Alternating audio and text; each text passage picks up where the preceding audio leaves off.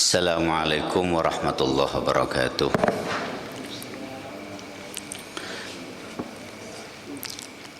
Alhamdulillah, alhamdulillahilladzi an'ama alaina bi ni'matil Islam wal iman.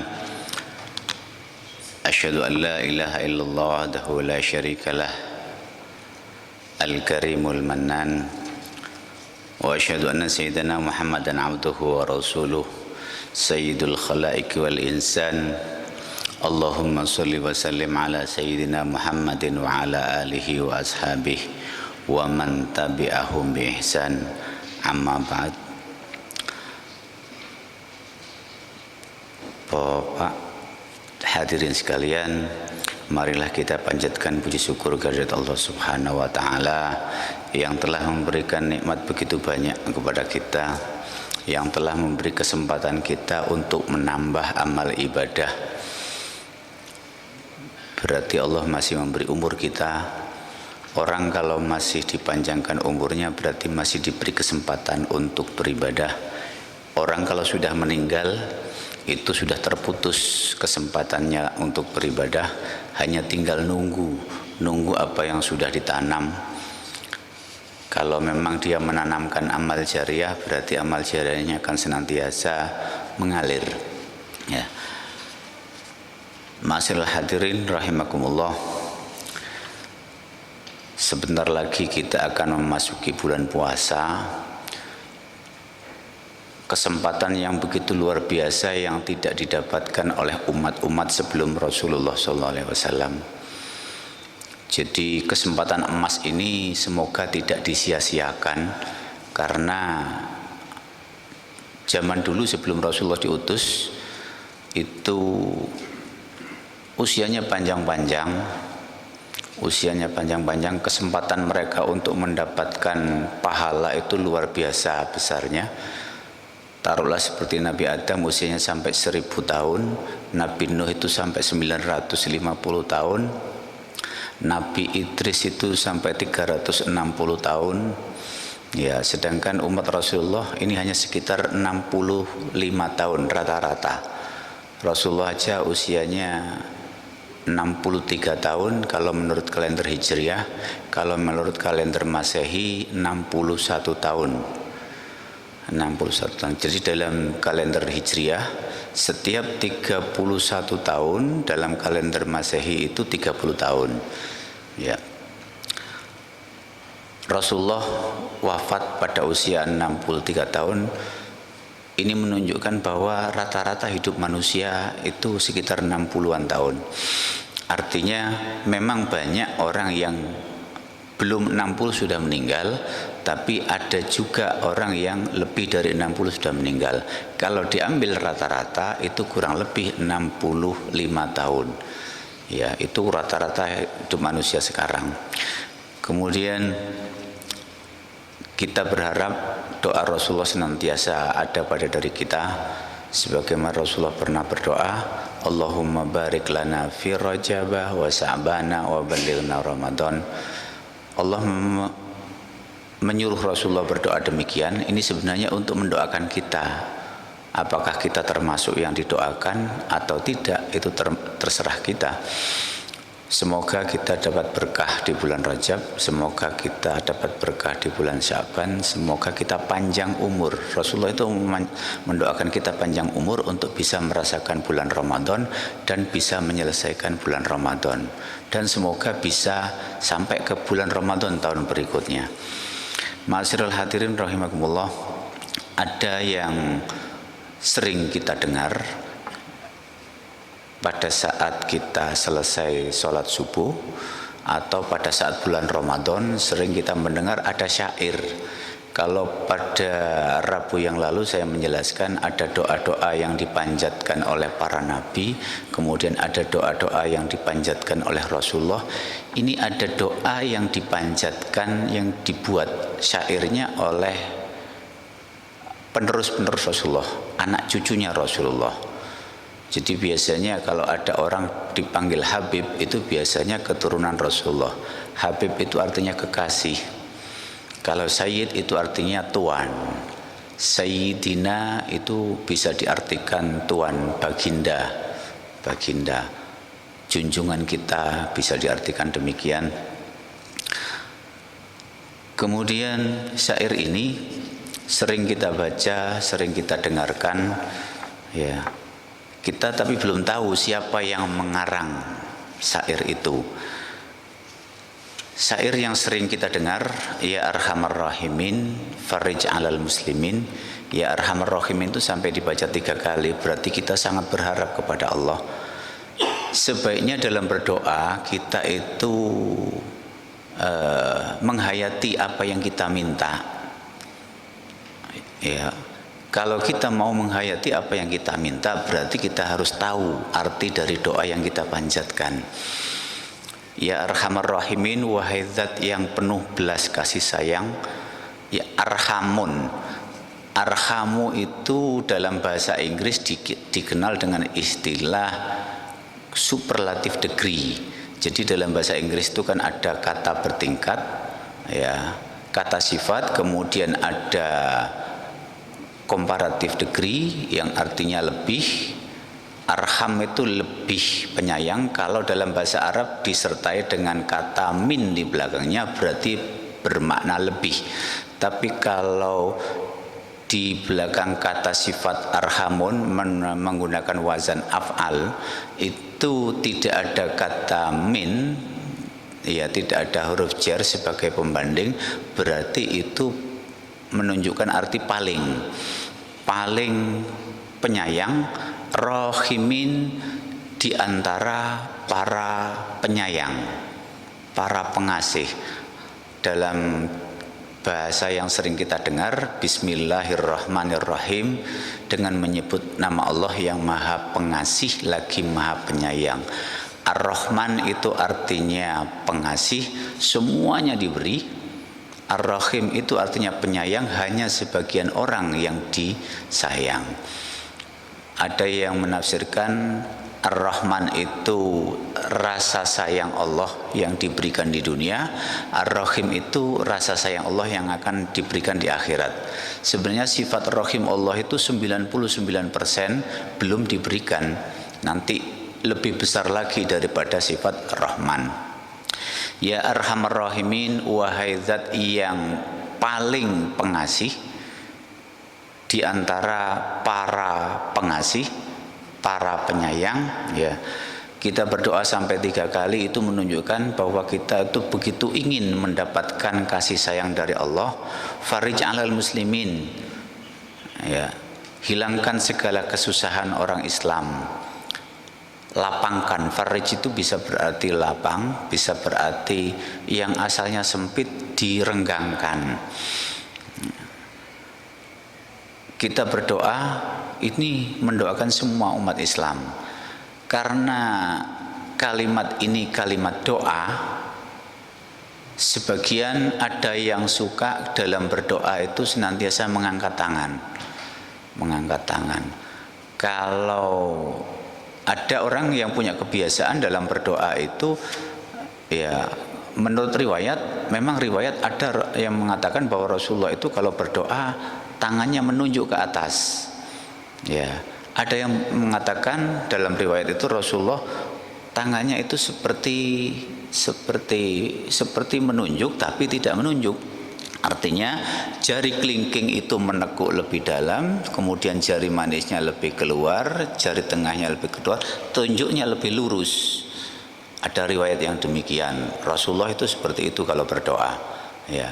Sehingga mungkin karena perbedaan cara orang meriwayatkan hadis, karena sisi pandangnya berbeda, ada yang berpendapat itu Rasulullah kalau berdoa menunjuk ke atas.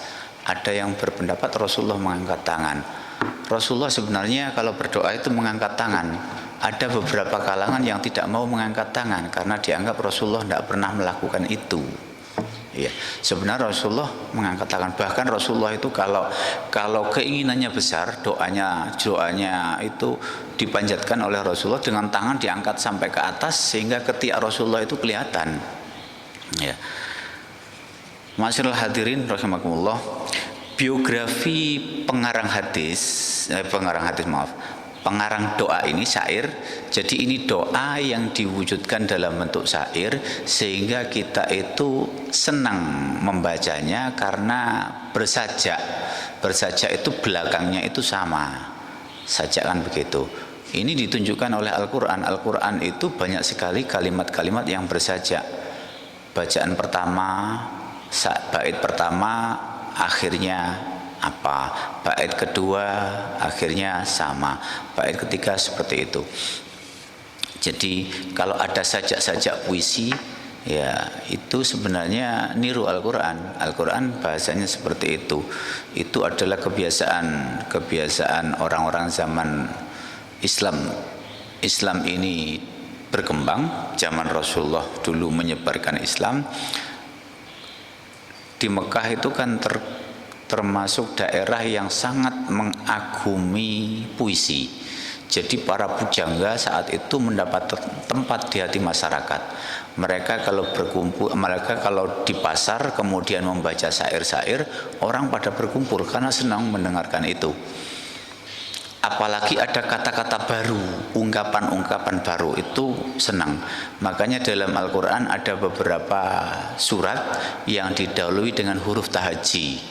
Huruf tahaji ini menurut sebagian kalangan tidak memiliki arti, yang tahu hanya Allah Subhanahu wa taala. Tapi ada yang berpendapat itu bisa ditafsirkan. Contohnya seperti surat Yasin. Yasin itu gelar untuk Rasulullah.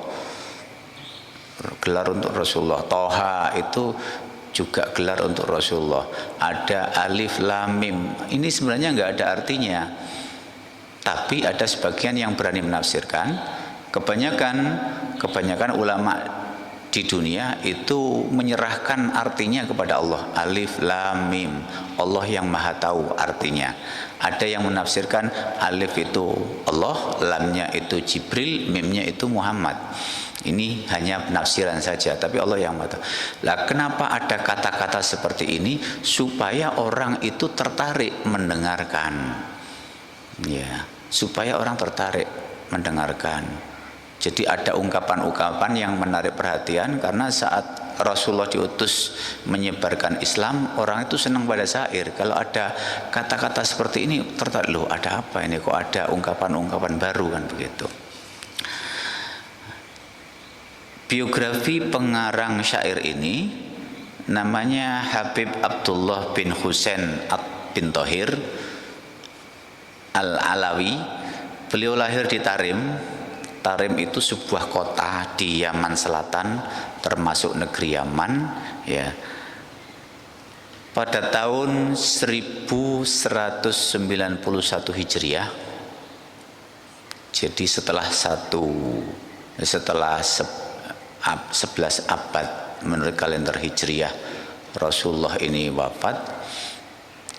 Beliau ini lahir. Sekarang kan 1442. Saat itu 1191 Hijriah.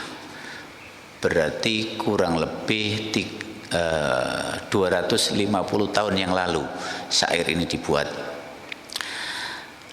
Habib Abdullah bin Husain bin Thohir itu menimba ilmu di Hadramut, juga di Mekah, juga di Madinah. Karena saat itu terkenal banyak orang pinter, banyak orang yang ahli agama Islam itu adanya di Madinah. Kemudian di Mekah juga ada, di Hadramut itu juga ada. Kemudian guru-guru yang pernah beliau jadikan guru, jadi Al-Habib Abdullah bin Husain bin Thohir ini pernah berguru kepada Sayyid Umar bin Segaf bin Muhammad. Kemudian ada Sayyid Hamid bin Umar Al-Munaffar, ada Sayyid Aqil bin Umar bin Yahya, ada Sayyid Ali Al-Baiti, ya. Banyak lagi, ya. Karena beliau itu punya keikhlasan yang luar biasa, kecerdasan yang luar biasa, serta kebersihan hati, beliau itu menjadi ulama besar. Karena beliau senantiasa menjaga wudhunya, maka apa saja yang beliau fatwakan, yang beliau ajarkan itu pasti bermanfaat. Sehingga murid-murid beliau itu banyak yang menjadi tokoh besar juga, ulama besar juga. Termasuk diantaranya muridnya Habib Abdullah bin Husain atau bin Thohir ini, salah satunya itu yang mengarang syair, kumpulan syair Simtud Duror. Itu muridnya Habib Abdullah bin Husain bin Thohir ini, ya. Yang mengarang kitab Simtud Duror itu kan Habib Ali bin Muhammad Al-Habsyi, ya. Itu muridnya Habib Abdullah bin Husain bin Thohir ini. Karena beliau senantiasa menjaga wudhu, senantiasa menjaga diri dari segala maksiat, itu istilahnya sufi, ya. Tasawuf itu sebuah faham yang berusaha menjaga diri dari perbuatan dosa. Orang yang melakukan tasawuf itu namanya sufi. Sufi itu dari kata sufah, itu orang yang biasa memakai baju putih, jadi berusaha untuk menjauhkan diri dari noda. Tasawuf itu sebuah aliran atau sebuah faham yang berusaha menjauhkan diri dari berbuat dosa. Orangnya disebut sufi. Habib Abdullah bin Husain bin Thohir ini banyak sekali karya-karyanya, ya. Termasuk yang dibagikan itu qasidah Ya Arhamar Rahimin. Kemudian beliau juga pernah membuat kitab kumpulan syair Ad-Diwan. Kemudian ada Wasiyah An-Nafi'ah fi Kalimah Jami'ah. Dan ada kitab yang banyak digunakan di pondok pesantren, kitab-kitab fikih dan tasawuf, yakni Sulamut Taufik, itu karangan beliau. Ada kitab tentang bahasa Arab, tentang ilmu nahwu, yakni Miftahul I'rab, itu karangan beliau. Orang kalau biasa tirakat, orang kalau biasa menjaga diri dari perbuatan dosa, sering melakukan hal-hal yang tidak biasa dilakukan orang, yang tujuannya untuk beribadah, mendekatkan diri kepada Allah, maka karya-karyanya pasti bermanfaat. Termasuk syair yang saya bagikan, Ya Arhamar Rahimin, itu sangat bermanfaat. Karena dikarang oleh orang yang hatinya itu bersih, hatinya itu lurus, tidak ada tendensi macam-macam, tidak ada keinginan yang macam-macam. Makanya syairnya itu begitu mujarab, begitu berkesan di hati kita. Habib Abdullah bin Husain bin Thohir ini meninggal pada usia 81 tahun, yakni pada tahun 1272 Hijriah. Kalau 81 tahun ini menurut kalender Hijriah, kalau menurut kalender Masehi kurang lebih 79 tahun. Jadi beliau wafat dalam usia itu, ya. Kemudian tentang Habib Abdullah bin Husain bin Thohir ini, banyak ulama yang sangat menyanjung beliau karena keikhlasan hatinya, karena beliau berusaha untuk senantiasa menjauhkan diri dari dosa, ya. Syairnya ini menurut Sayyid Muhammad bin Alawi Al-Maliki dalam kitabnya Abwabul Faraj mengatakan bahwa memperbanyak bacaan Ya Arhamar Rahimin termasuk pintu-pintu terbesar untuk mendapatkan kelapangan dan solusi dari problematika hidup, ya.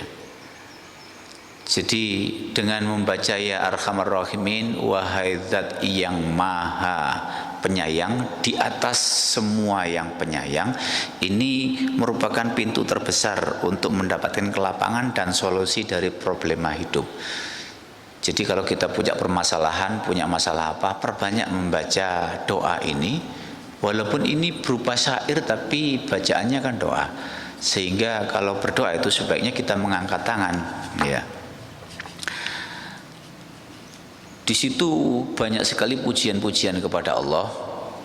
Bait pertama itu memuji kepada Allah, ya arhamar rahimin, wahai Tuhan yang maha penyayang di atas yang penyayang.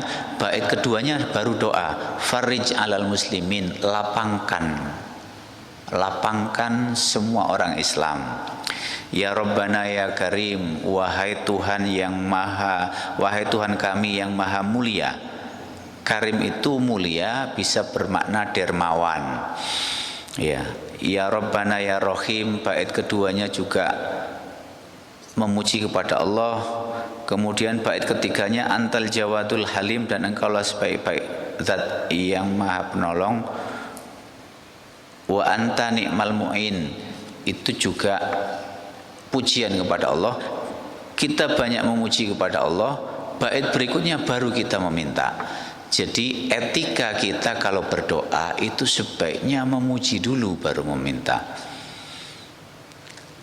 Logika sederhana, kalau ada anak meminta kepada orang tuanya, alangkah baiknya dia itu mengambil hati orang tuanya, ngelem orang tuanya, membantu orang tuanya, enggak seperti biasanya kemudian baru meminta.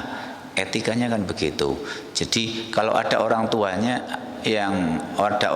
yang anaknya tiba-tiba berbuat baik, itu pantas curiga, ada apa ini kok tiba-tiba berbuat baik. Kemudian ujung-ujungnya kan meminta sesuatu. Orang kalau sudah diperlakukan seperti itu biasanya berat untuk menolak, karena sudah diperlakukan baik. Ya.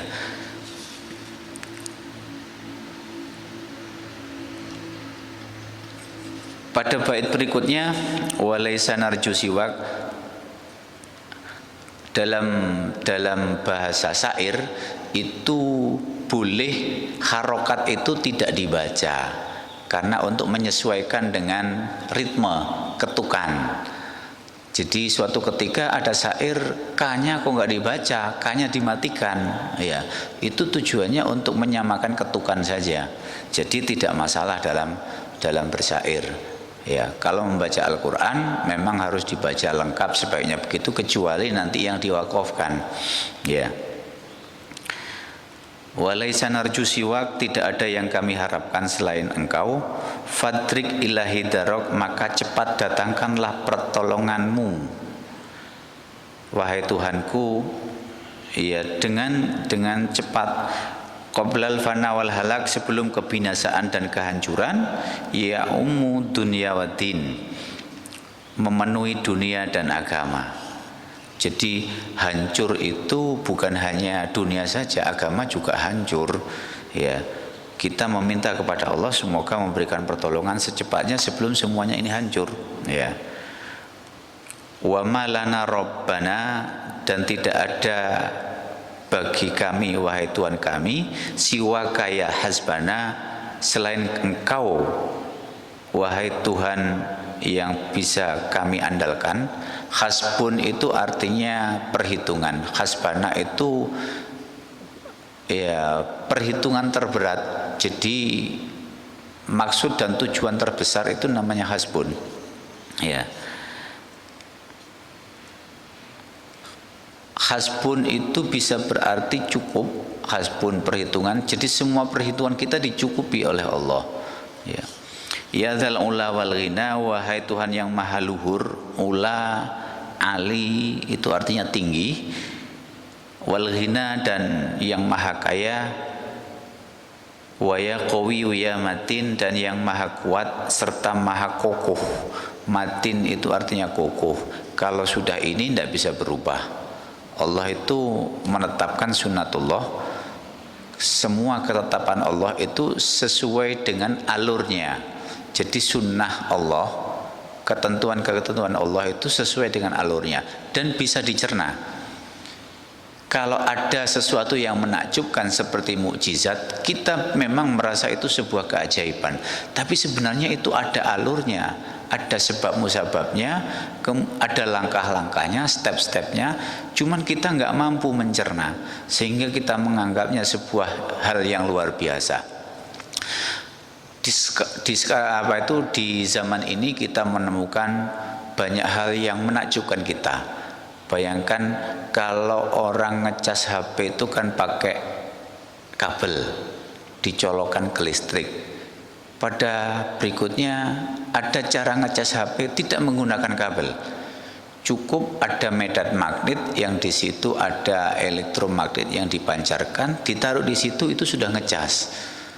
Kalau kita melihat itu sebagai sesuatu hal yang belum pernah kita pahami, maka kita menganggapnya sebagai hal yang ajaib, luar biasa. Tapi kalau kita ngerti tentang ilmu fisika, ya, di situ ada elektronik yang dipancarkan sehingga menghasilkan aliran listrik kepada sesuatu yang ada di sekitarnya. Jadi tidak perlu takjub lagi kalau kita tahu ilmunya. Sebenarnya hal-hal yang ajaib yang kita hadapi itu banyak sekali, ya. Itu kalau kita tahu ilmunya, kita nggak akan kaget. Memang itu akan terjadi seperti itu, kan? Ya.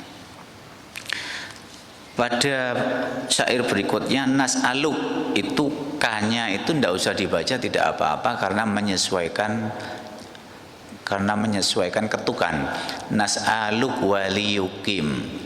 Kalau dibaca nas'aluka waliyukim, kalau dibaca nas'aluka itu ketukannya jadi berlebihan, nanti enggak sesuai dengan ketukan belakangnya. Makanya sering dibaca nas'aluk waliyukim. Dalam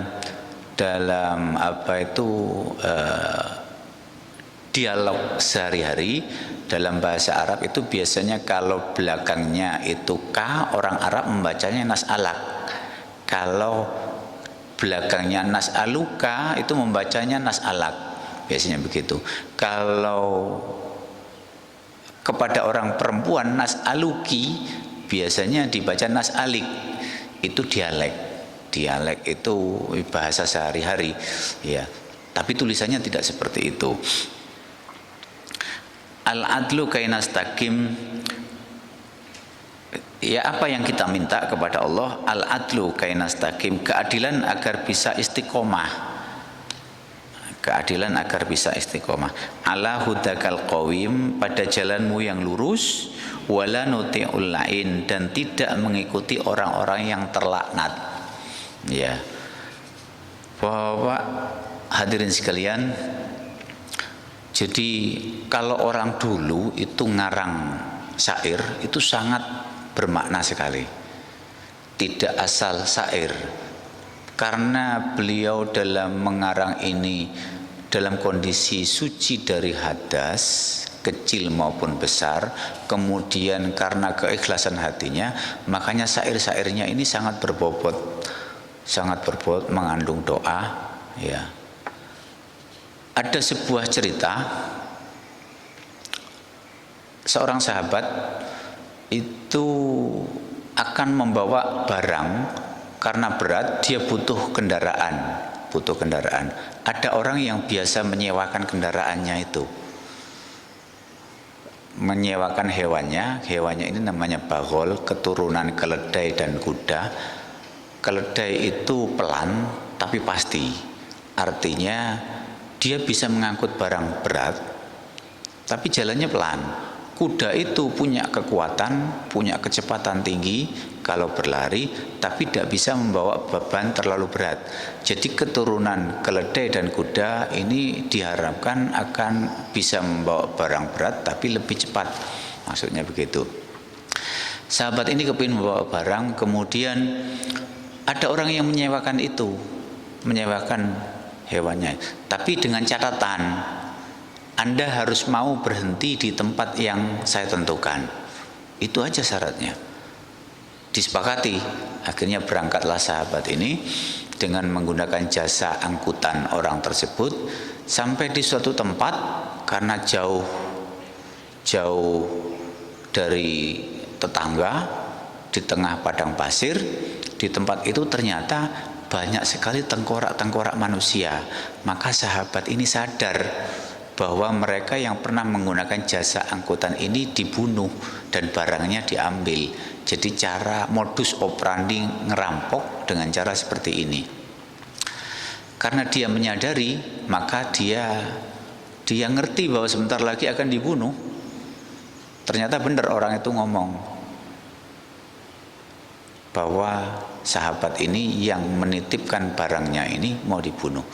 Sahabat ini kemudian minta, izinkan saya untuk sholat 2 rakaat. Silakan. Orang-orang yang saya bunuh sebelumnya juga begitu, sholat 2 rakaat kemudian dibunuh. Setelah sahabat ini kemudian sholat 2 rakaat, dia membaca ya arhamar rahimin. Pada saat ya arhamar rahimin yang pertama, ya, si orang ini mau membunuh sahabat tersebut, ada suara yang mengatakan, jangan dibunuh. Kemudian membaca lagi ya arhamar rahimin yang kedua, ada suara itu lagi.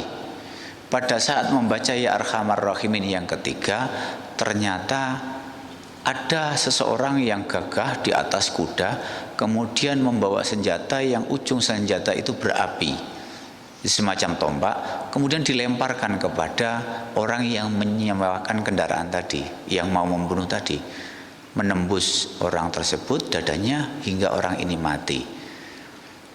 Ternyata orang yang datang menolong itu adalah jelmaan malaikat. Mengapa malaikat ini bisa datang? Pada saat membaca ya arhamar rahimin yang pertama, malaikat ini ada di langit ketujuh. Pada saat membaca ayat arhamar rahimin yang kedua, malaikat ini sudah ada di langit dunia. Jadi langit ini ada langit dunia yang ada di atas kita, mungkin bahasa kita lebih sederhananya atmosfernya bumi. Pada saat membaca ya arhamar rahimin yang ketiga, malaikat itu sudah ada di hadapan orang ini. Ya, makanya Syekh Alwi Al-Maliki, Syekh Muhammad bin Alwi Al-Maliki itu mengatakan bahwa ya arhamar rahimin ini pintu terbesar untuk mendapatkan kelapangan rizki. Rizki itu kan bukan mesti berupa uang. Rizki itu bisa berupa barang. Rizki ini bisa berarti hidup yang kita jalani. Nafas, kita masih bernafas, ini sebuah rezeki. Kita masih bisa berjamaah sholat subuh, ini sebuah rezeki. Ya, rezeki dari Allah. Kesempatan itu adalah rezeki. Ya. Kemudian kita juga selain punya rezeki, kita banyak masalah. Semua orang punya permasalahan, tapi masing-masing orang itu masalahnya berbeda. Ada orang yang bisa mengatasi masalah itu dengan caranya yang bijak, ada orang yang mengatasi masalah itu dengan cara yang tidak wajar. Contohnya, seseorang kepingin keluar dari masalah hidup, problematika hidupnya itu begitu banyak, dia mengakhiri masalahnya itu dengan bunuh diri. Ini sesuatu yang tidak diperkenankan, karena yang berhak membunuh itu hanya Allah. Kalau ada orang yang membunuh tanpa hak, maka dia itu sama dengan membunuh semua umat manusia. Karena apa? Kebencian terhadap dirinya itu akan menyebar. Kemudian apa yang dia lakukan itu bisa menginspirasi orang lain seperti itu juga. Ya, kekejian seseorang bisa muncul kalau dia melihat sesuatu yang kejam juga. Ya, jadi membunuh seseorang itu sebenarnya pada dasarnya sama dengan membunuh semua umat manusia. Ya. Ma'asyiral hadirin rahimakumullah. Jadi dalam kita berdoa itu boleh kita menyusun doanya sendiri. Boleh kita menggunakan syair-syair atau doa-doa yang disusun oleh para ulama terdahulu. Apalagi yang nyusun ini Habib. Habib itu artinya masih keturunan Rasulullah. Ya. Biasanya kalau gelarnya Al-Habsi, apa itu marga di belakangnya itu Al-Habsi, kemudian Asgaf, itu biasanya masih keturunan Rasulullah. Ya. Walaupun ada yang ngaku-ngaku Al-Habsi, padahal sebenarnya bukan Al-Habsi. Al-Haddad itu masih seperti itu, Basaiban ini masih keturunan. Kalau Alawi ini masih keturunannya Sayyidina Ali. Memang keturunan Rasulullah itu hanya ada dari Sayyidina Ali. Rasulullah tidak punya putra yang lain. Keturunannya Sayyidina Ali yang banyak itu. Ya. Kemudian kalau kita berdoa dengan doa yang dikarang oleh orang yang bebas dari hadas kecil maupun besar, maka doanya ini lebih mustajab daripada kita ngarang sendiri. ngarangnya itu dalam keadaan berhadas. Jadi doa orang yang suci dari hadas itu lebih makbul, lebih diterima oleh Allah. Jadi kalau ada kiai yang ngarang doa dalam kondisi beliau itu suci dari hadas kecil maupun besar, maka doanya mustajab. Seorang guru yang ngajar dalam keadaan suci dari hadas kecil maupun besar, ilmunya akan lebih bermanfaat. Makanya dianjurkan kepada bapak ibu guru itu kalau ngajar dalam keadaan suci. Muridnya juga demikian. Kalau mereka menerima ilmu itu dalam keadaan suci dari hadas kecil maupun besar, maka ilmu yang diterima itu akan lebih bermanfaat. Bermanfaat itu artinya dia bisa menerapkan ilmunya sesuai dengan bidangnya. Kalau ilmu itu tidak bermanfaat, seseorang misalkan dia mempelajari ilmu eksak, ternyata bidang pekerjaannya sangat tidak membutuhkan ilmunya tersebut. Ini menunjukkan bahwa ilmunya kurang bermanfaat. Apalagi ada orang yang tidak bisa mendapatkan pekerjaan padahal gelarnya sudah tinggi. Ini menunjukkan bahwa ilmunya tidak bermanfaat. Dan ilmu yang bermanfaat itu salah satunya karena dalam proses menerima ilmunya itu hatinya bersih atau tidak. Dia itu dalam keadaan suci dari hadas atau tidak. Jadi kalau ada santri yang kemudian bisa menjadi ulama besar, itu karena ilmunya bermanfaat. Salah satu sebabnya dalam dia mencari ilmu, dia kondisinya dalam keadaan suci dari hadas kecil maupun besar. Makanya dianjurkan kalau mau ngajar, kalau mau belajar itu berwudu terlebih dahulu. Ya, saat ini kita dalam keadaan kondisi yang suci setelah sholat, kan suci dari hadas kecil maupun besar. Insya Allah ilmu yang kita dapatkan ini akan bermanfaat dan lebih mudah untuk menyerapnya. Ma'asyiral hadirin rahimakumullah, semoga syair-syair ini bisa bermanfaat untuk kita, yang bisa kita baca sewaktu-waktu dalam bulan puasa. Perbanyak beribadah, perbanyak berbuat amal kebaikan, perbanyak juga berdoa. Salah satu doanya biar tidak membosankan kita baca syair-syair ini. Di situ ada artinya. Ya, alangkah baiknya kalau kita dalam keadaan suci dari hadas kecil maupun besar, agar doa-doa kita dikabulkan. Semoga kita bisa menjalani Ramadan yang akan datang ini dengan baik. Semoga Allah menjauhkan diri kita dari segala macam kesulitan dengan doa ini. Semoga Allah melapangkan rezeki kita, memanjangkan umur kita, menghindarkan dari fitnah. Allah memberikan solusi terbaik permasalahan-permasalahan yang kita hadapi. Kurang lebihnya saya mohon maaf. Wallahul muwaffiq ila aqwamit thoriq. Wassalamualaikum warahmatullahi wabarakatuh.